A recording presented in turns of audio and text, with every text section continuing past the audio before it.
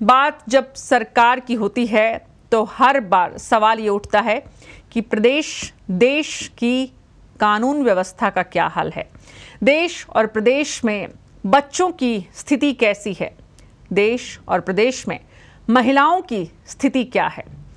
लोकतंत्र महिलाओं को जितना सशक्त बनाता है, वहीं उनका अपना परिवार धर्म की आड़ में उन्हें कमजोर बनाता है।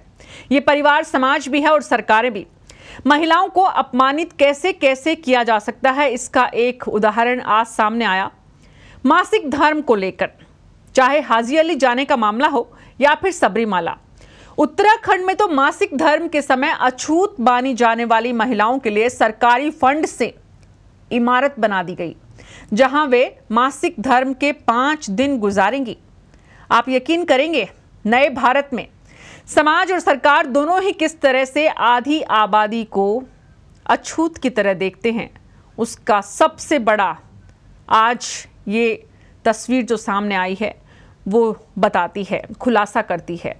तो देखिए, चलिए हमारे साथ कि कैसे हमारा देश, हमारा समाज, हमारी सरकारें महिलाओं के प्रति सोच रखती है।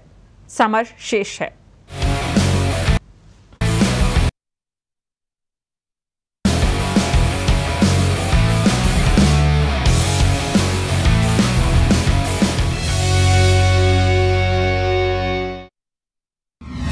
क्यों आधी आबादी को अलग करने की कोशिश जारी?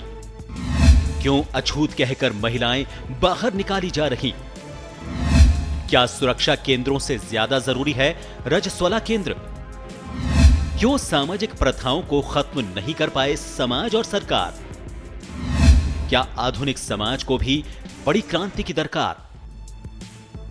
महिलाओं को भले ही संविधान हर वो अधिकार देता हो जो किसी भी पुरुष को है, लेकिन राजनीति और समाज के लिए ये अधिकार कोई मायने नहीं रखते।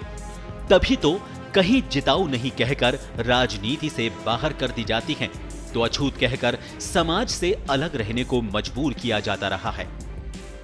बड़ी अजीब बात है कि जो मासिक धर्म एक महिला के सृजक होने की पहचान है, जिस वजह से दुनिया में जिंदगियों को गति मिलती रही है, उसी मासिक धर्म को लेकर हर बार उन्हें शर्मिंदा किए जाने की कोशिश की जाती है।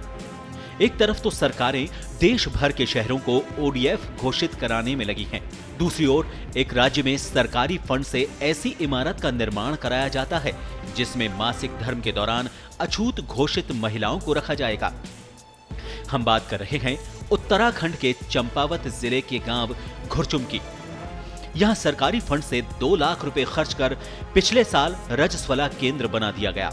ग्राम सभा में सर्वसम्मति से मासिक धर्म के दौरान महिलाओं के रजस्वला केंद्र में रहने का अनोखा प्रस्ताव पारित हो चुका है। ग्राम सभा के जरिए महिलाओं के इस अपमान को सामाजिक राजनीतिक संरक्षण भी मिल गया। वहीं ग्राम विकास अधिकारी ने ये तक कहा कि ये महिलाओं की सुरक्षा के लिए बनाया गया है, क्योंकि इससे पहले महिलाओं को गौशाला या किसी झोपड़ी में रहना पड़ता था। इसका खुलासा तब हुआ जब गांव के एक दंपति ने निर्माण को अवैध ठहराते हुए जिलाधिकारी से इसकी शिकायत की। जिला कार्यालय से होता हुआ मामला महिला एवं बाल विकास विभाग तक पहुंचा और अब इस पर कार्रवाई की बात हो रही है। चंपावत में घटनाक्रम सामने आया है कि एक गांव है, नेपाल से थोड़ा लगता हुआ अभी, गांव का नाम है घुरचुम। जानकारी में आया कि वहाँ जो है, वहाँ के जो ग्राम प्रधान हैं वो इस प्रकार की महिलाएं जो कि पीरियड्स में होती हैं, उनको जो है इस प्रकार के केंद्र में जो है रजस्वला केंद्र बना रखा है, उसमें उन्हें रखने का काम कर रहे हैं। और जैसी ये जानकारी मिली, मुझे लगता है कि ये पूर्ण रूप से अव्यवहारिक है और इसमें मैंने डीएम चंपावत से बात भी हुई है। और इस प्रकार का यदि कोई भवन बना है और यदि वो सरकारी धन से बना हुआ है तो इस पर टोटली उसे सबसे पहले उसे प्रतिबंधित करेंगे कि इस प्रकार की महिला जो रजस्वला स्थिति में है वो वहाँ पर जो है रहने का काम नहीं करेगी, ये प्रतिबंधित रहेगा। और दूसरा जो है ये घटना, क्योंकि रजस्वला का जो ये मामला है या पीरियड्स का जो मामला है, ये एक जिस प्रकार से हमारा रोज की दिनचर्या होती है उसी प्रकार से ये भी एक दिनचर्या का एक पार्ट है और इसको किसी भी तरीके से अछूत के एंगल से या बीमारी के एंगल से नहीं देखा जा सकता। इसी की वजह से जो है आगे चल के हम संतान उत्पत्ति करते हैं, ये ईश्वर का दिया हुआ महिलाओं को एक वरदान है। ये एक बहुत ही दुखद घटना है कि चंपावत गांव में महिलाओं के लिए एक अलग स्थान बनाया जा रहा है कि माहवारी के दौरान वो सिर्फ उसी स्थान में, उसी कमरे में रह सकती हैं।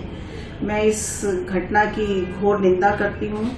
महिलाओं का अपना बड़ा पर्सनल मैटर है, पर्सनल मामला है और इसको कोई पंचायत अगर इसमें ये तय करने का अधिकार नहीं है किसी पंचायत को कि अगर किसी को पीरियड्स होते हैं या मासिक वो होता है तो पंचायत घर बनाए जाएंगे। ये कोई अनाथालय या ऐसी चीज़ तो है नहीं, ये एक बहुत नेचुरल चीज़ है जो महिलाओं के साथ होती है। तो मैं समझती हूँ सरासर महिलाओं का अन्याय है और इन चीज़ों को नहीं आगे बढ़ने देना चाहिए। दरअसल ये जिला नेपाल से जुड़ा है और नेपाल सहित इन पहाड़ी इलाकों में सदियों से छौपदी प्रथा चली आ रही है। इस प्रथा के चलते मासिक धर्म या डिलीवरी के चलते लड़कियों और महिलाओं को अपवित्र मान लिया जाता है, यानी जनन के उत्सव को भी हीन कर देने का प्रायोजन सदियों बाद भी बंद नहीं हुआ। नई इमारतें गढ़ने की इस सदी में रजस्वला केंद्र की इमारतें बनाई जा रही हैं। ब्यूरो रिपोर्ट, पत्रिका टीवी, जयपुर।